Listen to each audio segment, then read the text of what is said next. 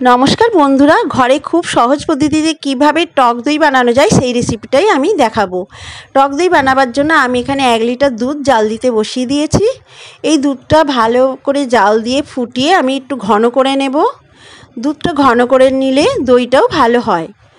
एबारे देखुन दूधटा जाल दिए बेश घन हये गेछे। आमी ग्यासटाके अफ करे दिएछि। एई दूधटाके एकटु ठांडा होते देब। अपरदिके आमी एकटा बाटिते 2 चामच टक दई निये निয়েছি। এই টক দইটাও আমার ঘরে পাতা টক দই।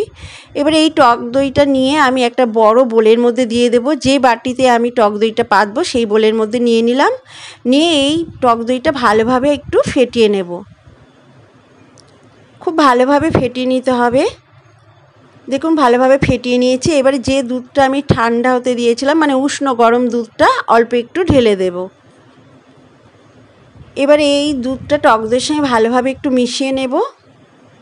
দুধটা এমনভাবে ঠান্ডা করতে হবে যাতে একটা আঙুল চুবিয়ে রাখলে আঙুলটা সহ্য করতে পারে। উষ্ণ গরম দুধ নিতে হবে। এবারে এই সম্পূর্ণ দুধটা আমি এই টক দইয়ের মধ্যে দিয়ে দেব। দিয়ে আমি পুরো টক দইটার সঙ্গে দুধটা ভালোভাবে মিশিয়ে নেব। দুধের সঙ্গে টক দইটা খুব ভালোভাবে মিশিয়ে নিতে হবে। দেখুন আমি খুব ভালোভাবে নাড়াচাড়া করে মিশিয়ে নিয়েছি। এবারে এই বাটিটাকে একটা আমি ঢাকা দিয়ে দেব।